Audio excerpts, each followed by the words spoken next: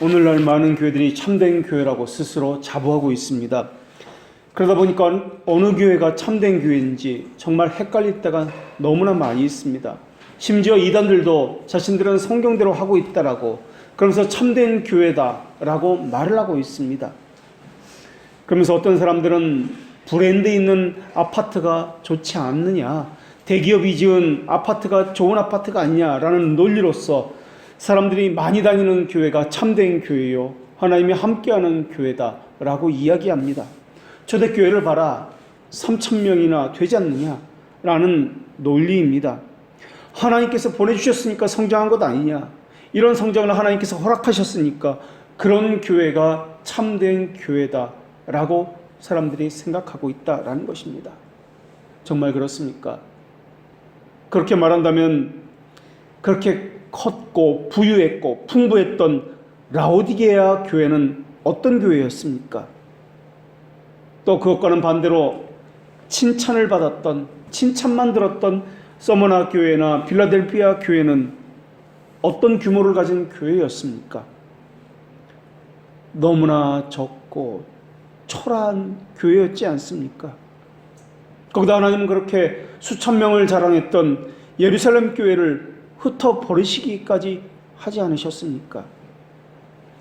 숫자에 많고 적음, 규모에 크고 적음에 따라서 참된 교회를 찾아선 안 된다라는 것입니다. 참된 교회는 말씀에 따라 부지런히 양떼를 가르치고 말씀대로 살도록 권면하는 교회입니다. 참된 교회는 양들의 이름을 하나씩 부르며 양들을 주님께 인도하며 삶의 변화로 이끄는 교회입니다. 그런데 자기 양인지 아닌지 이름도 모르고 얼굴도 모르는 그러한 목자를 어떻게 목자라고 부를 수 있느냐 하는 것입니다. 그러한 성도를 어떻게 자기 양이라 부를 수 있느냐 하는 것입니다. 오늘날에는 일단 수적인 성장을 시켜놓고 보자고 말을 합니다.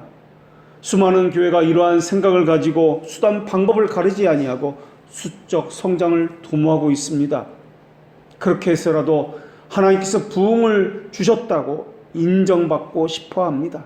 그래야 자신들의 양심이 편하기 때문에 그러합니다. 그렇다면 목적이 선하면 수단도 선해야 합니다. 목적이 성경적이라면 그 수단과 그 모든 방법도 성경적이어야 합니다. 참된 교회는 보험 판매원의 전략을 본떠서 전도하거나 그것에 따라서 부흥했다라고 말하지 않습니다. 참된 교회는 하나님의 말씀에 기초합니다. 세속적인 방법으로 살지 않습니다. 교리를 배운다는 것과 배운 그대로 산다는 것은 별개가 아닙니다. 사람들은 자신은 신학은 배운 적이 없다라고 이야기합니다. 그렇지 않습니다. 사람은 누구든지 자신 안에 신학을 가지고 있습니다. 기도원에서 기도해야 응답이 빠르다고 믿는 사람은 그것이 그 사람의 신학입니다. 보편교회니까 어느 교회에서 예배하든지 하나님께 예배하기만 된다라고 생각하는 사람은 그것이 그 사람의 신학입니다. 사람은 자신이 믿는 바에 따라서 그렇게 행동을 합니다. 그렇게 누구든지 성경을 해석하고 그 해석된 바에 따라서 행동을 하는 것이 사람입니다. 그렇기 때문에 그 사람이 해석한 것, 그 사람이 가진 그 신학이 올바른 것이냐라고 하는 것은 아주 중요한 문제다라는 것입니다. 사람들은 그 사람이 가진 그 신앙의 양상을 따라서 성경을 다르게 해석할 수 있기 때문에 그렇습니다. 우리는 개혁신앙을 가졌다고 이야기합니다. 개혁신학은 하나님의 주권에 입각해서 성경을 해석을 합니다. 그리고 역사는 하나님의 섭리 가운데 있으며 그 어떤 것도 우연이다라는 것은 없다라고 저희들은 고백하고 있습니다. 모든 것이 하나님의 주권 안에서 일어나기 때문에 그 선하신 하나님의 입장에서 그 상황과 사건을 보는 것이 우리의 신앙입니다. 개혁신앙이 아니면 그것을 보지 못하고 이해하지 못할 때가 너무나 많이 있습니다. 그리고 개혁신앙이 아니면 자기가 원하는 대로 해석하고 자신이 원하는 대로 성경을 보고 있을 경우가 너무나 많이 있습니다. 만약에 그렇다면은 그들에게는 신앙이 있을지 몰라도 참된 바른 신학을 가지지 못한 신앙이 나올 수밖에 없다라는 것입니다. 그렇다면 편협하고 오류가 있는 삶을 살 수밖에 없다라는 것입니다. 어느 교회든 어느 신자든 모두가 삼위일체를 이야기합니다. 그런데 삼위일체에 대해서 이야기해 보라라고 물으면은 그들은 삼위일체에 대해서 다르게 이야기합니다. 그래서 각자 다른 삼위일체를 이야기하고 있습니다. 이것은 개혁교회를 말할 때도 마찬가지인 것 같습니다. 개혁교회를 어떻게 정의를 내리느냐에 따라서 다 다르게 이야기합니다. 어떤 교회는 교회를 소개하면서 자신들을 개혁교회라고 이야기합니다.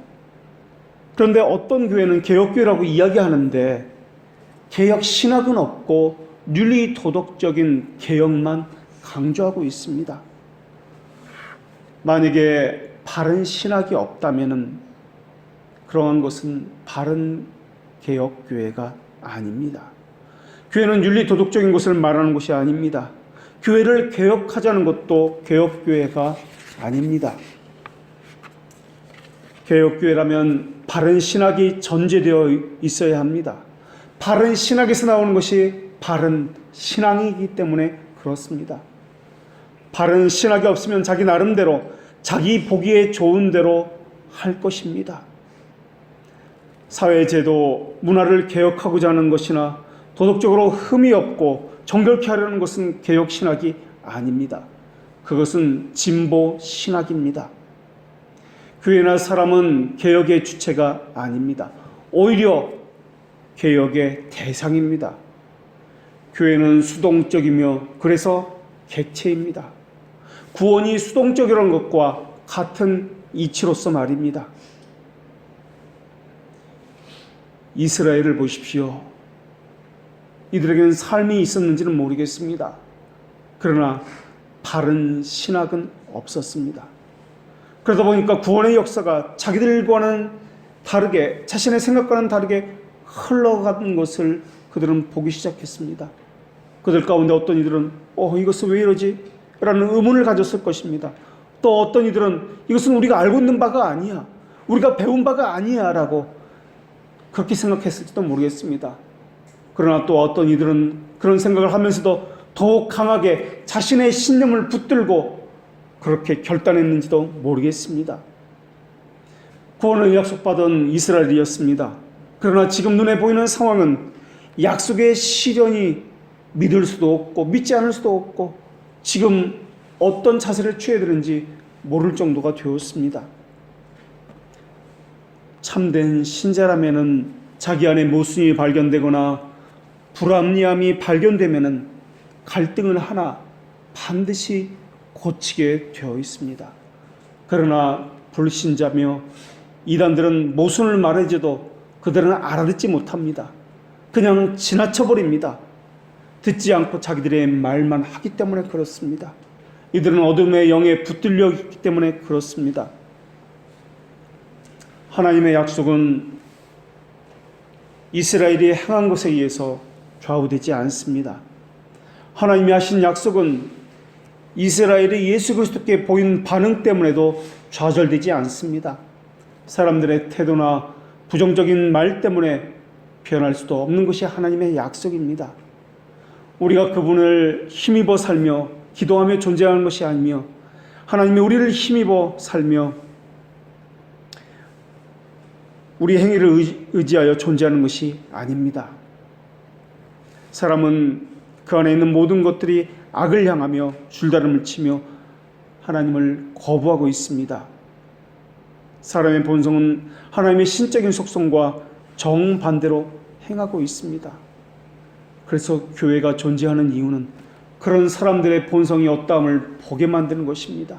그래서 하나님의 말씀이 주어져서 바른 길로 인도하는 것이며 굴복하지 아니하고 반발심을 가지고 튕기져 나오는 그들의 본성을 하나님의 말씀 앞에 쳐서 복종시키는 것이 교회입니다. 출애굽한 백성들은 하나님을 원망하는 서러움들이 너무나 많이 생겨났습니다.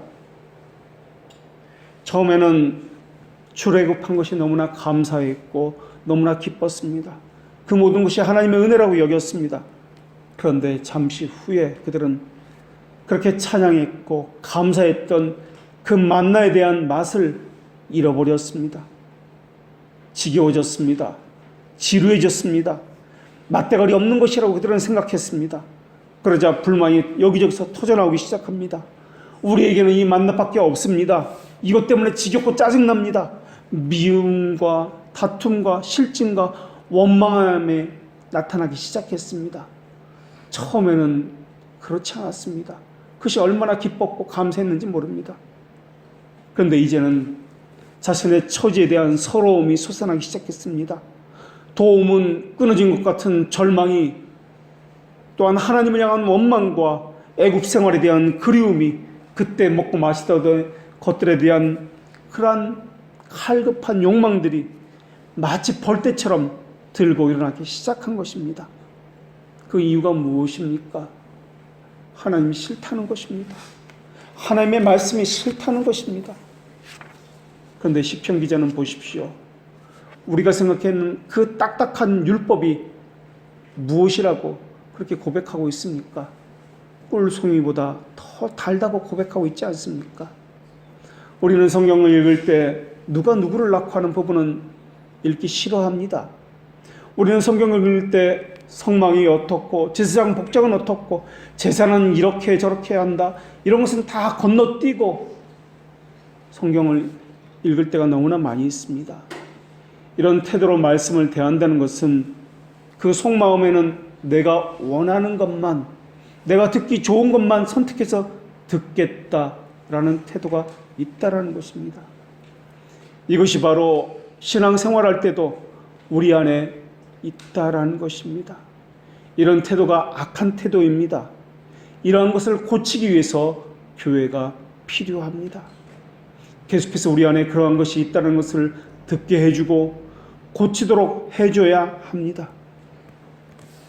우리는 유리한 별과 같이 인생을 떠돌고 있으며 유동치는 바다와 같이 악을 행하고 있습니다. 거기다 우리는 하나님의 말씀에 대한 맛을 잃은 것을 두려워해야 되는데 그렇지 않습니다. 그것을 당연한 것이라고 여기고 있습니다. 그것에 대해서 심각성을 느껴본 적이 없습니다.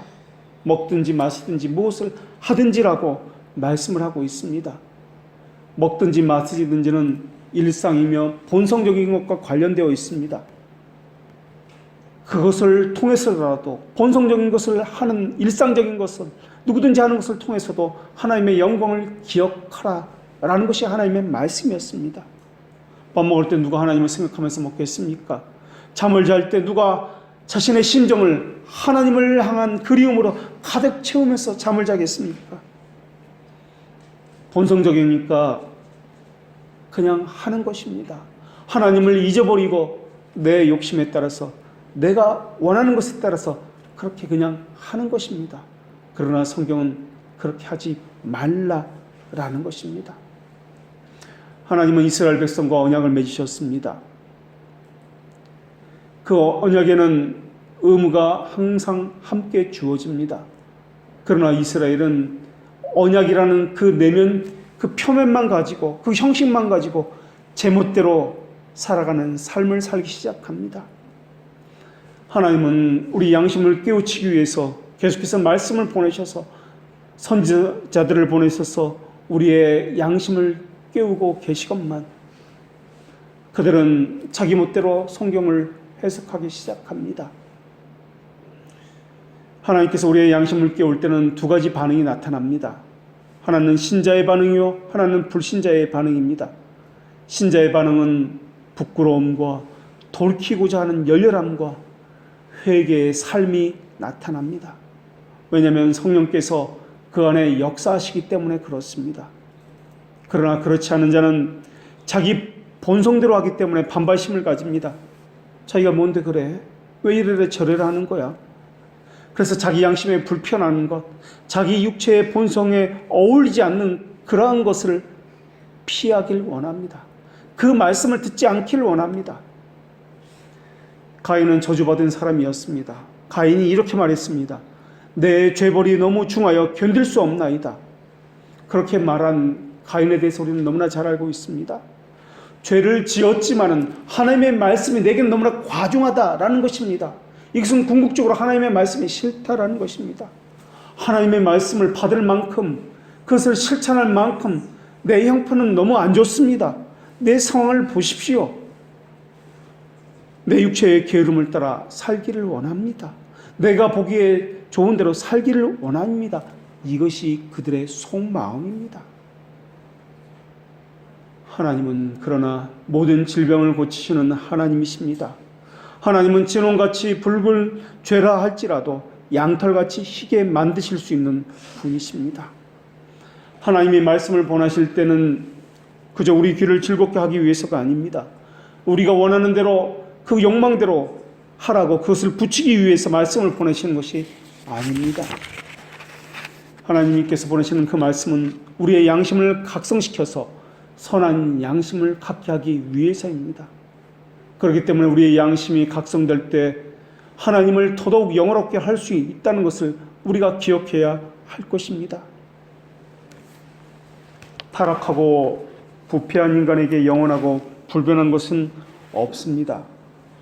그러나 하나님은 불변하십니다. 어제나 내일이 없으신 분이십니다. 그리고 하나님의 말씀도 영원하며 변하지 않습니다. 그러나 이스라엘 백성에게는, 바울에게는 왜라는 질문이 있었습니다. 왜 안 되는가? 왜 하나님의 택한 백성이 이스라엘인데 지금은 이들이 버림받은 백성이 되었는가? 우리도 왜라는 질문을 가질 때가 너무나 많이 있습니다. 이해가 되지 않습니다. 차라리 하나님의 뜻을 저버리고 세상과 보타며 살았다면 이렇게 구차하게 살지도 않았을 텐데, 하나님의 약속도 이루어지지 않고 그렇다고 세상 사람처럼 잘 먹고 편안히 사는 것도 아닌데 도대체 이런 삶을 무엇을 한 말인가? 이해되지가 않습니다. 바울은 왜라는 질문을 가지고 심령은 간절함과 절실함으로 가득 차서 격양된 상태에 이르게 되었습니다.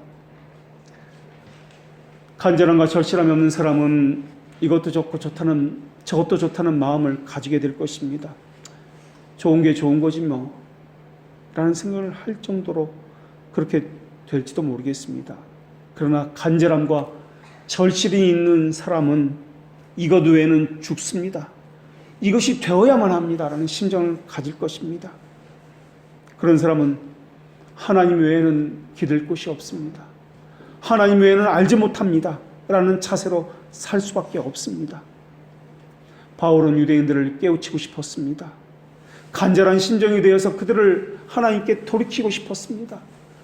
마치 그의 뼈에 사무친 고민을 억제할 수 없는 것처럼 보이기도 합니다.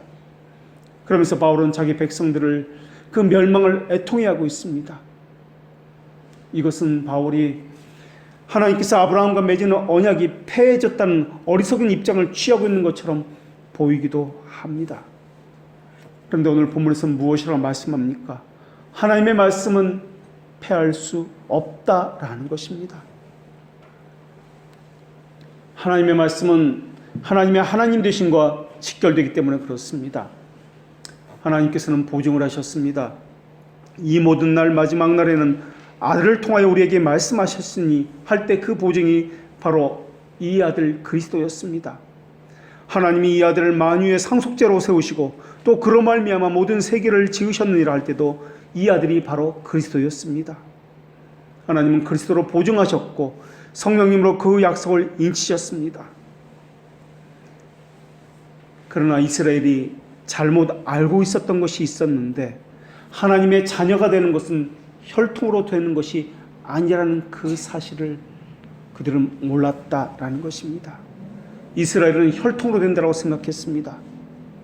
그들은 바른 신학이 없으면, 바른 해석이 없으면 바른 삶과 신앙도 나올 수 없다는 것은 그들은 몰랐습니다. 그저 바르게 살면 된다고 생각했습니다. 하나님의 말씀대로 살면 된다고 생각했습니다. 그리고 그들이 하나님의 말씀이다 라고 생각했던 것은 하나님의 말씀이 아니라 자신이 만들어낸 신념이었고 자신이 생각하러 하는 그대로 사는 것을 그들은 말씀이다라고 생각했습니다. 하나님의 말씀에서 그들이 신념이 드러났습니다. 그것이 하나님의 뜻이 아니라는 것을 드러났지만 여전히 그들은 그것을 자신의 것을 고집했습니다. 하나님은 이스라엘 민족을 완악함 가운데 내버려 두셨고 이방인들에게 오히려 복음을 전파하셨습니다. 하나님은 자기 백성들을 내치시는 것처럼 보였습니다. 오랜 세월 하나님의 자녀라 불렸던 그러한 자들이었습니다. 이들은 아브라함의 후손이라는 이유로 아브라함의 특권을 소유할 권리를 가지고 있는 것처럼 보였던 자들이었습니다. 그런데 바울은 이스라엘이 믿지 않는다고 해서 하나님께서 이스라엘에게 주신 약속이 무효화되는 것은 아니라고 그렇게 이야기합니다. 그래서 하나님의 말씀이 폐하여진 것 같진 않도다라고 오늘 본문에서 말하고 있는 것입니다. 그렇다면 무엇이 잘못된 것입니까? 하나님의 약속은 무효화된 것이 아닙니다. 그렇다면 무엇에서 이런 오류와 오해가 나타난 것입니까? 하나님으로부터 구원받은 그 약속받은 이스라엘을 구성하는 것이 누구냐 하는 문제를 바울은 오늘 본문에서 짚고 넘어가는 것입니다. 이스라엘에서 난 그들이 다 이스라엘이 아니다 라는 신학적인 오류를 잡아주고 있는 것입니다. 하나님은 이스라엘 사람들을 동과 서에서 세상의 가장 어두운 구석에서 불러내어서 아브라함과 이삭과 야곱과 함께 천국에 앉는 그 언약의 비밀을 주셨습니다. 복음의 약속에 이들을 참여하게 하신 것입니다. 저주받은 자들하고 여겼던 자들에게 은혜의 수단을 누릴 수 있도록 베푸신 것입니다. 허나 보십시오. 한때는 위엄과 존귀에 있었던 이스라엘 민족은 그들에게 어떤 민족으로서 드러난 것입니까?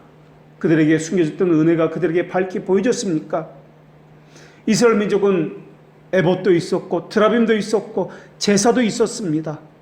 그러나 하나님께 드리는 영원한 참된 제사는 그들에게는 없었습니다. 단지 이스라엘에게는 모형과 그림자였습니다.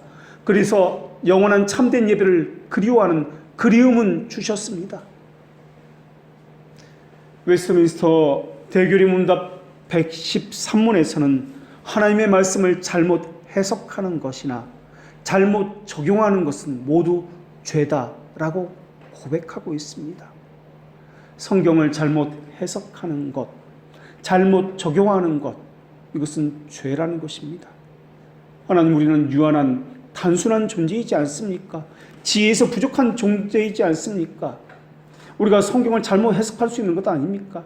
잘못 적용할 수 있는 것 아닙니까? 그렇기 때문에 죄라고 말해서는 안 되는 것 아닙니까? 그러나 그렇게 말하고 있지 않습니다. 우리의 한계로부터 그 신앙 고백서는 시작하고 있지 않다는 것입니다. 그것을 죄라고 이야기하는 것은, 성경에서 무지를 죄라고 이야기하는 것은 우리의 유한한 한계, 지혜의 부족이라고 말하는 것부터 시작되지 아니하고 타락으로 인해서 우리의 마음의 부패성과 지성의 어두움으로부터 기원하기 때문에 그것을 무지를 죄다라고 말을 하고 있다라는 것입니다. 잘못 해석하는 것, 잘못 적용하는 것, 이것을 죄다라고 말하는 것입니다. 진리의 오류를 갖거나 왜곡하는 것 자체가 죄라는 것입니다. 하나님의 말씀을 잘못 해석하는 것, 그건 잘못 해석하는 것에 그치는 것이 아니라 죄악된 마음과 어두워진 지성 때문에 죄다라는 것입니다. 이스라엘은 지금 하나님의 말씀을 받았습니다. 그러나 그 말씀을 잘못 해석하고 잘못 적용하고 있습니다. 바울은 그것을 아파하고 있으며 하나님 앞에서 한탄하고 있는 것입니다. 불건전한 지식을 가지고 있으며 거짓된 비달에 사는 그들은 악인의 이름에 계수되고 있다는 것을 바울은 너무나 잘 알고 있었습니다. 왜냐하면 하나님은 진리의 영이시며 성결의 영이시며 또한 하나님에게는 거짓 교훈이 있을 수가 없으며 하나님을 향한 그 마음에는 거짓된 구조가 있을 수가 없기 때문에 그렇습니다. 이스라엘은 무지의 밤아래에서 속이는 영에게 사로잡혀 있었던 것입니다. 오늘 본문 보십시오. 비록 한 구절입니다. 그런데 전반부와 후반부는 전혀 동떨어진 구절처럼 보이기도 합니다. 그러나 하나님의 말씀이 폐하여진 것 같지 않도다. 이스라엘에서는 그들이 다 이스라엘이 아니요. 이것이 오늘의 본문의 말씀입니다. 하나님의 말씀은 폐하여진 것 같지 않도다. 이것이 전반부의 말씀입니다. 그러면서 이스라엘에서는 그들이 다 이스라엘이 아니다라고 후반부에 설명을 합니다. 하나님의 말씀은 폐하여진 것 같지 않도다. 하나님의 말씀은 잘못된 것이 하나도 없다라는 것입니다. 그 다음 무엇이 문제입니까? 하나님의 말씀을 어떻게 해석해서 적용했느냐, 그것을 문제 삼고 있는 것입니다. 다시 말하면 이스라엘 백성들은 하나님의 언약을 잘못 이해했다, 잘못 적용했다라는 것입니다. 이들은 육체적인 혈통에만 그 언약이 있다라고 생각했던 것입니다. 이 언약이 그림자와 모형이었다는 것을 생각해 본 적이 없습니다. 그저 문자 그대로 해석을 했습니다. 그저 그 말씀 그대로 자신에게 적용을 했던 것입니다. 하나님의 말씀 받은 것은 좋습니다. 그러나 그 하나님의 뜻이 무엇인지를 해석하지 못했습니다. 그저 문자 그대로 적용을 하려 했던 것입니다. 그러다 보니까 악한 양심에 넘겨지게 되었습니다. 그러다 보니까 상실한 마음에 내버려지게 된 것입니다. 만약 하나님의 말씀을 받은 이스라엘일지라도 그 안에 하나님의 백성이 있을 것입니다. 하나님의 백성은 하나님의 약속에 따라 바르게 해석했을 것이며 하나님의 백성은 자신에게도 바르게 적용했을 것입니다. 왜냐하면 진리의 영이신 성령께서 그와 함께이기 때문에 바르게 깨달을 수 있고 바르게 적용할 수 있도록 그의 양심을 계속해서 두들겼기 때문에 그러합니다. 유대인이었던 베드로가 그러하며 바울이 그러했습니다. 수많은 유대인들이 그러했습니다. 그러나 모든 유대인이 그랬던 것은 아닙니다. 이스라엘 가운데 어떤 사람은 바른 하나님에 대한 바른 개념적인 지식을 갖고 있는 사람도 분명히 있었을 것입니다. 바른 개념을 가졌고 또한 하나님의 말씀을 바르게 들은 사람도 있을 것입니다. 그들의 이해는, 그들의 지식은 오류에 쌓이지 않은 사람도 있었을 것입니다. 그런데도 불구하고 그들은 하나님을 모르는 사람 가운데 계수된다라는 것입니다. 왜냐하면 그들은 지식이 반하는 행동을 했기 때문에 그렇습니다. 그러한 이들에 대해서 하나님께서는 이렇게 말씀하십니다. 그들이 하나님을 시인하나 행위로는 부인하는 자로다. 그러한 사람을 향해서 실천적 무지라고 이야기합니다. 하나님에 대해서 바르게 알고 있습니다. 그들이 받은 것도 바르게 해석을 합니다. 그런데 삶에서는 그 배운 교리대로 나타나지 않습니다. 이것 역시 무지한 자다라는 것입니다. 그렇게 하는 이유는 하나님을 마음에 두기 싫어하기 때문에 그렇습니다. 하나님을 아는 교리에 있어서 잘못 해석하든지 바르게 해석은 했으나 잘못 적용하든지 또는 바르게 알고 바르게 적용할 수 있는 능력은 가지고 있으나 삶에서 실천하지 않든지 이 모든 것은 무지다라는 것입니다. 그리고 이것은 죄다라는 것입니다. 이러한 무지의 죄는 사탄에 의해서 쉽게 그 마음이 지배당할 것입니다. 모든 죄악된 지배는 무지에 의해서 힘을 받기 때문에 그렇습니다. 사탄은 어둠의 왕이며 사람의 눈멀게 하고 속이고 있습니다. 적그리스도는 어둠의 지식으로서 모든 것에 군림합니다. 그래서 사탄의 나라는 무지에 의해서 위선과 속임에 의해서 유지가 됩니다. 죄를 식별하지 못하는 것도 죄를 미워하지 않는 사람도 또한 죄를 모르는 사람도 죄에서 돌이킬 수가 없습니다. 무지가 활동하고 있다면 어둠의 권세 가운데 있는 것입니다. 죄에 대해서 민감하지 못하다면 죄 가운데 살고 있기 때문에 그러합니다. 종교개혁자 마르틴 루터는 1525년부터 교회 현장들을 시찰하면서 충격적인 사실을 접하게 되었습니다. 교인들도 그렇고 설교자들이 하나님의 말씀에 대해서 너무나 무지하다는 것입니다.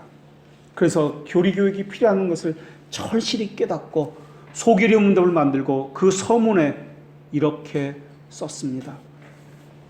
오 사랑의 하나님, 제가 보았던 이 비탄한 상황을 보시옵소서. 동네마다 배우지 못한 사람들, 기독교의 가르침이 무엇인지 전혀 알지 못하는 이들이 여기저기 가득합니다. 상황이 이러한데도 목사들 대부분은 무능하고 바르게 가르칠 능력이 없습니다. 그런데도 그 사람들은 모두가 자신을 향해서 그리스도인이라고 자처하고 있습니다. 나는 세례를 받았습니다. 나는 성천에도 참여했습니다라고 말을 합니다. 하지만 십계명, 신조, 주기도가 무엇인지 알지 못한 채 소나 돼지처럼 생각 없이 살아가고 있습니다. 상황이 이렇다 보니까 복음이 들어온 곳조차 복음의 자유를 처참히 오용하고 있습니다. 오 목회자들이여, 맡겨진 공적인 직무는 거들떠보지도 않으면서 백성들을 그토록 수치스럽고 더럽게 만들어 버리다니 그리스도 앞에서 어찌 이 책임을 지려 하시나이까. 이 죄에 대한 심판을 피하지 못할 것입니다. 당신들은 손수고안한 교회법을 들이대면서 성찬 때 떡만 주도록 명령했습니다. 그러나 정작 중요한 십계명, 신조, 주기도 그리고 하나님의 말씀 무엇인지에 대해서는 단 한 번도 묻지 않았습니다. 이런 형태를 일일이 열거하자니 목만 아픕니다. 사랑하는 군주와 동료, 목사와 설교자들이여, 하나님의 뜻을 구하며 간절히 기도합니다. 당신들에게 맡겨진 공적 직무를 위해서 간절히 기도합니다. 당신들에게 맡겨진 공적 직무를 가슴 깊이 새기십시오. 맡겨진 백성들을 불쌍히 여기시고 이 교리문답들을 사람들과 함께 나누시기 바랍니다. 특별히 젊은이들과 어린이들에게 이것을 익힐 수 있도록 도와주시기 바랍니다. 배우지 않는 사람이 있다면 당신은 그리스도를 부인하는 사람이니 그리스도인이라 할 수 없다는 것을 그들에게 말해 주셔야 합니다.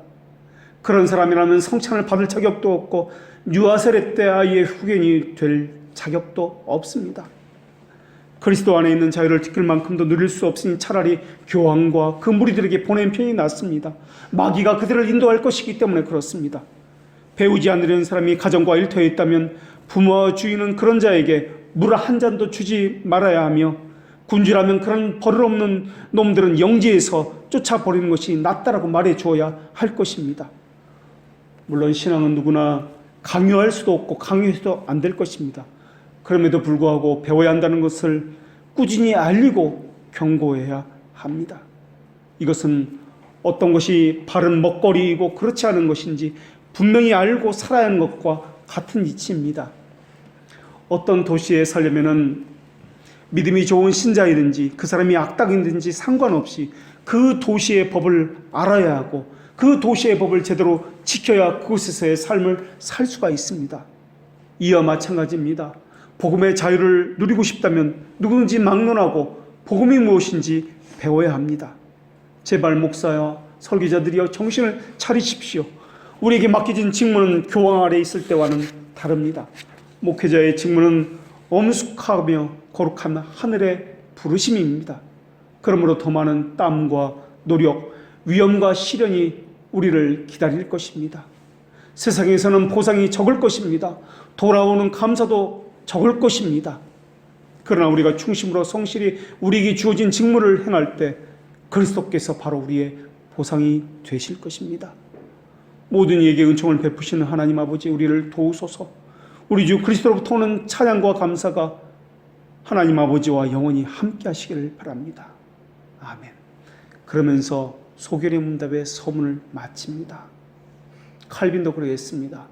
종교개혁자들 그 누구도 그러했습니다. 그들이 제일 먼저 한 것은 교리를 가르치는 일이었습니다. 그리고 신자는 교리를 배우며 삶에서 적용하는 것이었습니다. 성경에서 영생이라는 말은 영원히 산다는 의미가 아니라 하나님과 그에 보내신 그의 아들 예수 그리스도를 안다라는 말입니다. 안다라는 것은 지식적인 알을 이야기하지 않습니다. 삶에서 경험되어지는 하나님의 어떠하심에 대해서입니다. 그분이 누구인지 바르게 알며 그분이 누군지 자신의 삶에 적용하면서 산다라는 것을 의미합니다. 신앙에는 바른 해석, 바른 적용이 요구됩니다. 이것이 잘못되면 안 됩니다. 그리고 이 둘 가운데서 하나라도 빠지면 안 됩니다. 알려는 것은 깨달아 순종하기 위해서 진리를 추구하기 위해서인데 이것이 하나님을 향한 갈망입니다. 새로운 것을 알려는 것, 이것은 본성적인 지적인 탐욕이라 불리는 것입니다. 순종하기 위한 것, 그래서 바르게 하나님 말씀대로 살려고 하는 것, 이것이 진정한 하나님을 향한 갈망이다라는 것입니다. 교리를 배운다는 것은 그 교리대로 살기 위해서 배우는 것입니다. 삶이 없다면 교리를 배운다는 것은 교만을 쌓는 도구에 불과할 것입니다. 그런데 많은 사람들이 지적 호기심을 가지고 성경 공부에 참여합니다. 그런데 거룩한 사람들이 경계했고 또 경계했던 것이 바로 이 탐욕이라고 했던 이것이 지적인 욕구였다라는 것입니다. 신앙의 선배들은 지적인 탐욕에 의해서 지식을 섭취하는 것을 경계했습니다. 깨달아 순종하기 위해서 진리를 추구하는 것은 바람직하지만 새로운 것을 알기 위해서 진리를 추구하는 것은 죄라는 것입니다. 그렇다면 왜 하나님께서는 이토록 많은 세대 동안 친히 약속을 주신 이스라엘 민족에게는 메시아의 존재를 인정하고 고백하게 하는 은혜는 주시지 않으셨습니까? 하나님은 왜 이 백성들의 마음을 둔하게 했으며 그들의 귀가 막히게 하셨습니까? 구약에서 그림자와 모형의 원형을 찾지 못하면 문자는 아무런 소용이 없습니다. 우리가 듣는 하나님의 말씀은 자신에게 적용되지 않으면 아무런 소용이 없다라는 것입니다. 그러나 어떤 사람은 듣는 것에만 관심이 있습니다. 그것이 바른 말씀인지 이것에만 관심이 있습니다. 그러나 자신의 삶에는 전혀 적용하지 않습니다. 이것은 탐욕의, 지적 탐욕의 죄다라는 것입니다.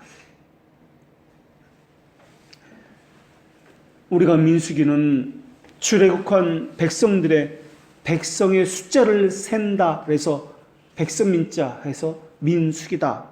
숫자를 계수하기 때문에 민수기라고 부르고 있습니다. 우리가 출애굽을 구원 역사라고 한다면 민수기는 구원받은 백성의 수를 세는 것을 민수기다라고 볼 수 있어야 합니다. 다시 말하면 단순히 이스라엘의 숫자가 몇 명인지 전투에 나가기 위해서 군사가 몇 명인지 숫자를 세는 것이 민수기가 아니다라는 것입니다. 백성들의 모임, 바로 민수기에서 교회를 발견할 수 있어야 한다라는 것입니다. 구약에서 예수 그리스도를 발견하지 못하면 이것은 모형과 그림자, 그저 문자의 표면적인 것에 불과하다라는 것입니다. 왜 그리스도가 부활하신 뒤에 복음이 이방인들에게 전파될 때 우연히 전파된 것이 아니라 때가 참에 이루어질 거라고 하셨는지 이해할 수 있어야 합니다. 말씀을 듣는 것에서 만족하지 말고 또 바르게 해석하는 것에서 만족하지 말고 깨달을 뿐만 아니라 행하고자 하는 자세를 가져야 하는 것입니다. 차가운 지적 탐욕으로 흐르는 것을 경계해야 합니다. 하나님의 말씀은 구원을 위해서 충분합니다.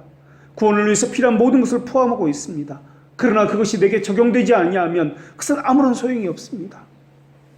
이 땅에는 교인이라고 하지만은 무신론자들이 너무나 많이 있습니다. 이들을 가리켜서 실천론적 무신론자라고 이야기합니다. 개혁교회라고 하지만은 정작 개혁교회가 아닌 경우가 너무나 많이 있습니다. 개혁교회 다니는 신자라고 이야기하지만은 신자가 아닌 경우가 너무나 많이 있습니다. 바른 말씀을 찾아다니는 사람은 많이 있지만은 말씀을 가지고 바르게 적용하는 사람은 드뭅니다. 개혁교회도 그러한데 하물며 교회라고 불리는 그러한 곳은 어떻습니까? 교회 아닌 곳이 너무나 많은 것 혹시 그러진 않는지요? 신자도 신자라고 불리고 있지만은 신자가 아닌 사람이 너무나 많은 것 아닌지 우리는 돌아봐야 합니다. 정말 믿느냐 하는 것입니다. 정말 여러분은 믿습니까? 믿는다는 것은 지식이 아니지 않습니까? 삶에서 인식하고 있느냐, 삶으로 믿느냐를 묻고 있는 것입니다. 우리는 정말 개혁교회입니까? 아니, 개혁교회는 그만두고라도 우리는 교회라고 불릴 수 있는 자격이 있습니까? 정말 신자로 불릴 수 있는 사람들입니까? 혹시 이스라엘처럼 껍데기만 가지고 신자라고 자부하고 언약을 받았다고 우를 범하는 사람들은 아닙니까? 하나님은 너희가 믿음에 있는가 너희 자신을 시험하고 너희 자신을 확증하라고 말씀해 주셨습니다. 미혹한 마음에 미혹되어 있는 것은 아닌지 살펴보십시오. 그리고 기억하십시오. 구원에 이르는 믿음도 기쁨을 동반하지만은 구원에 이르지 못하는 탐욕도 기쁨을 동반하고 있다는 것을 기억하십시오. 사람들의 믿음은 그리스도를 구하고 달콤함을 맛보는 것에 의존하고 있습니다. 그러나 그리스도와 인격적인 연합과 교제는 찾지 않고 있습니다. 선물을 받으면 그 선물에는 즐거워합니다. 그러나 그 선물을 주신 그분에 대해서는 잊어버립니다. 다시 묻겠습니다. 먹든지 마시든지 무엇을 하든지 하나님을 마음에 두고 있습니까? 아니면 내게 원하는 것을 주실 때에만 그분을 향해서 하나님이라고 부르고 있습니까? 혹시 하나님에게는 관심 없고 그분이 주시는 선물에게만 관심 있는 것 아닙니까? 이스라엘에게만 그 약속에게만 관심이 있고 그 약속이 의미하는 바는 관심 없는 것은 아닙니까? 내가 찾고 싶을 때만 하나님을 찾고 그 나머지는 하나님과는 상관없이 사는 그런 사람은 아닙니까? 그리스도를 그리스도의 은택과 함께 받아들이지만은 그 은택에만 주안점을 두는 사람이 너무나 많이 있습니다. 이것은 결혼을 하는데 결혼할 사람에게 관심이 있는 것이 아니라 그가 가져올 지참금 때문에 결혼하는 것과 마찬가지다라는 것입니다. 그리스도와 그리스도의 의를 갈라놓아서도 안 되지만 단지 그 의를 얻기 위해서 그리스도를 원해서도 안 된다라는 것입니다. 그리스도와 그리스도의 의, 이 둘은 함께합니다. 그러나 먼저를 따지자면 그리스도가 먼저입니다. 그런데 어떤 사람은 자신이 지옥에서 구원받기를 원하고 있습니다. 그런데 자기의 뜻과 자기 만족은 계속 보유하기를 동시에 원하고 있습니다. 어떤 사람은 죄에서 구원받기를 원하지만은 동시에 자기 길을 계속 가기를 고집하고 있습니다.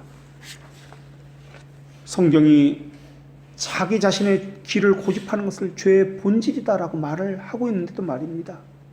어떤 사람은 그리스도를 주인으로 모실 준비가 나는 다 되었다라고 이야기합니다. 그러나 그들에게 그리스도는 절대적인 주인으로서 모셔드리지는 않습니다. 그들은 그리스도를 그들의 주인이라고 모셔드린다고 말을 하고 있지만 자기 자신을 복종시키는 꼴이하고 있습니다. 그들에게 그리스도는 완전한 주인이 아니거나 전혀 주인이 아니기 때문에 그렇습니다. 자칭 그리스도인이라고 말을 하는 사람들은 자신의 삶의 영역에서 얼마나 그리스도의 주권을 제한하고 있는지 모릅니다. 이것은 허용하지만 저것은 허용하지 않습니다. 먹든지 마시든지 먹는 것은 허용하시지만 마시는 것은 허용하지 않습니다. 일하는 것은 허용하지만 노는 것에서는 그리스도를 주인이라고 말하지 않습니다. 다른 것에서는 다 하나님께 복종하겠다는데 자기 소원에는 내 꿈에는 하나님 개입하지 마십시오라고 이야기합니다. 이것은 온전한 것이 아닙니다. 그렇다면 왜 하나님은 이스라엘을 이렇게 내버려 두시는 것입니까? 하나님은 왜 이들의 오류를 고치시고 잘못된 길에서 돌이키게 하시지 않습니까? 왜 하나님께서는 영적 이스라엘을 육적 이스라엘로 나누시고 왜 모든 이스라엘을 구원시켜 주시지 않는 것입니까? 출애굽 때처럼 이방인들도 이스라엘 백성 가운데 들어와서 그렇게 모두가 구원시킬 수 있는 것은 아닙니까? 왜 하나님 이스라엘에게는 구약의 그림자와 모형만 사용하셨습니까? 왜 실제와 언약의 확증을 이스라엘 백성들에게 사용하지 않으신 것입니까? 왜 하나님은 단번에 구원을 이루지 아니하시고 수많은 선지자들과 사람들이 전한 말씀을 듣고 복음을 듣고 구원받게 하셨습니까? 왜 어떤 사람에게는 하나님께서는 당장에 구원하시고 어떤 사람에게는 이토록 많은 세월이 흘러가게 하신 후에 구원의 말씀을 전하시고 구원을 받게 하시는 것입니까? 왜 어떤 나라는 오랜 세월 동안 우상 숭배에 빠지도록 내버려 두시고 왜 어떤 나라는 복음의 찬란한 그 광채를 비춰주시는 것입니까? 왜 하나님은 유대인도 부르고 이스라엘도 부르고 이방인도 다 부르고 하실 수는 없는 것입니까? 왜 하나님은 어떤 사람에게는 예루살렘에서 복음이 증거된 이후에 직접 성령의 강림을 통해서 복음을 받게 하시고 왜 어떤 사람은 오랜 세월이 지난 후에야 그때서야 비로소 복음을 깨닫게 하시는 것입니까? 어떤 사람은 초대교회에 복음을 받았고 어떤 사람은 이 세상의 마지막 시대에 비로소 복음을 받게 되는 것입니까? 이것에 대한 답은 오직 하나님의 주권적인 즐거움 외에는 어떤 이유도 제시할 수 없을 것입니다. 그렇다면 하나님께 불의가 있습니까? 아닙니다. 원하는 자로 말미암도 아니요 다른 박지라는 자로 말미암도 아니요 오직 긍휼히 여기시는 하나님으로 말미암기 때문에 그렇습니다. 누가 하나님의 뜻을 대적할 수 있습니까? 누가 하늘을 향해서 오물을 던질 수 있단 말입니까? 모든 것이 하나님의 뜻에서 온다면 누가 하나님에 대해서 불평을 던질 수 있단 말입니까? 그런데 사람은 보십시오. 하나님을 향해서 하나님을 가르치려 하고 있습니다. 하나님 그것은 그렇지 않습니다. 하나님 그것은 이렇게 하셔야 합니다. 세상이 어떻게 이렇게 돌아갈 수 있단 말입니까? 하나님 지금 뭐하고 계십니까? 이것은 바꾸셔야 되는 것 아닙니까? 자꾸 자기의 뜻을 하나님의 뜻보다 높이려 하고 있습니다. 이 사람아 네가 누구이건대 감히 하나님께 반문하느냐? 지음을 받은 물건이 지은 자에게 어찌 나를 이같이 만들었느냐 말하겠느냐? 진흙이 그것을 만드는 법을 토기장에게 가르치겠는가? 이것이 하나님의 말씀입니다. 우리가 아무리 하나님을 가르치려 한다 할지라도 아무리 하나님을 향해 소리 지른다 할지라도 이방인들 사이에서는 아무런 공로를 발견할 수 없습니다. 사실 이스라엘과 이방인을 비교한다면 이방인보다는 이스라엘이 더 선하고 더 하나님을 향한 갈급함 가운데 산 사람일 것입니다. 오히려 이스라엘은 우상과 섞이지 않으려고 참된 하나님만을 고백하려고 했던 그런 사람들이었습니다. 비록 이스라엘은 메시아는 부인했지만 그리고 메시아에 대해서 핍박을 했지만 하나님을 향해서는 간절한 그 마음과 열정은 가득 찬 사람이었습니다. 더군다나 이스라엘은 약속도 받은 사람이었습니다. 이스라엘이 얼마나 경건했는지 우리는 알고 있습니다. 하나님을 향해서 얼마나 두려워했는지 얼마나 하나님을 향해서 간절하게 사모했는지 우리는 알고 있습니다. 성경을 읽을 때도 우리는 그러지 않습니다만 이들은 하나님이라는 단어만 나와도 두려워했고 몸을 싣고 와서 읽을 정도로 그렇게 하나님을 사모했던 사람들이었습니다. 우리처럼 그들은 율법을 경멸하지도 무시하지도 않습니다. 그들은 우리처럼 하나님의 평안은 탐내면서도 하나님의 멍에는 회피하려고 했던 사람들이 아닙니다. 오히려 그들은 오리를 가자면 심리를 갖던 사람들이고 겉옷까지 벗어주고자 했던 그러한 사람들이었습니다. 그들은 율법주의자라 불릴 만큼 하나님 계명 지키를 생활화했던 사람들입니다. 그들은 자신의 삶에서 누력 제거하기를 그렇게 몸부림치면서 노력했던 사람들입니다. 그런데 이방인들은 전혀 그런 것이 없습니다. 오히려 이스라엘 사람들보다 늦기 시작했기 때문에 더 열심히 믿어야만 그렇게 하지도 않고 있습니다. 이방인들은 약속도 받지 않았습니다. 또 메시아가 누군지도 모릅니다. 이스라엘들과 우리를 비교하자면 이스라엘들은 하나님 앞에 탄원할 공로들은 우리보다 더 많이 가지고 있습니다. 그런데 그 은혜의 수단들을 어떻게 그 이스라엘에게서 거두어 가셨단 말입니까? 그리고 어떻게 반대로 가증한 이방인들에게 그 복음이 증거되었단 말입니까? 이방인들의 조상에는 공로도 없지 않습니까? 있다 한다 할지라도 이스라엘의 조상들이 가진 그 공로 하나님을 향한 열심에는 한참이나 미치지 못할 것입니다. 이스라엘이 어떤 조상을 가졌는지 우리는 너무나 잘 알고 있습니다. 북한처럼 한번 백두열통은 영원한 백두열통은 아니다 할지라도 후손들에게 전해질 수 있는 조상들의 공로 그 조금이라도 남아있는 것 아닙니까? 이런 것들을 생각해 보면 이스라엘들은 너무나 억울한 일인지도 모르겠습니다. 두로와 시돈 사람들에게 허락되지 않은 은혜의 수단들이 왜 고라신과 벳세다에게 누릴 수 있게 하신 것입니까? 어쩌면 두로와 시돈에게 복음이 전해졌다면 더 복음을 빨리 받아들이고 하나님을 더 사모했을지도 모르겠습니다. 왜 하나님의 복음이 우리나라에게 전해진 것입니까? 왜 북에는 복음이 차단된 것입니까? 왜 복음이 더 먼 나라에 보내져서 계속해 뻗어가지 못하게 하시는 것입니까? 왜 예수 그리스도를 주로 고백하는 그 지역은 이토록 세상에서 작은 지역으로만 한정되어 있고 이슬람 지역이라든지 우상 숭배하는 그 지역은 왜 더 많은 지역을 차지하고 있는 것입니까? 왜 어떤 지역에서는 그리스도를 믿는다고 순교를 당하고 어떤 지역에서는 신앙의 자유가 있건만 오히려 세속에 의해서 기독교가 물들어서 그렇게 뿌리채 뽑혀서 교회라고 불릴 수 없을 만큼 그렇게 된 것입니까? 왜 어린아이에게는 복음의 계시를 나타내시고 지혜롭고 슬기 있는 자에게는 숨기시는 것입니까? 그렇게 하는 이유는 단 하나 외에는 없습니다. 그것이 아버지의 뜻이기 때문에 그렇습니다. 옳소이다. 이렇게 된 것이 아버지의 뜻이니이다. 이것이 성경의 증언입니다. 하나님의 복음에 대해서 선명한 계시를 주실지 단지 본질의 빛에만 남겨두실지는 하나님의 기뻐하신 뜻에 달려 있습니다. 이스라엘은 어쩌면 억울할지도 모르겠습니다. 왜 우리에게는 모형과 그림자만 남겨두었습니까? 복음의 빛 아래 온전한 것들을 주시면 우리가 바르게 해석하고 바르게 적용할 수 있도록 해주시면 안 되는 것입니까?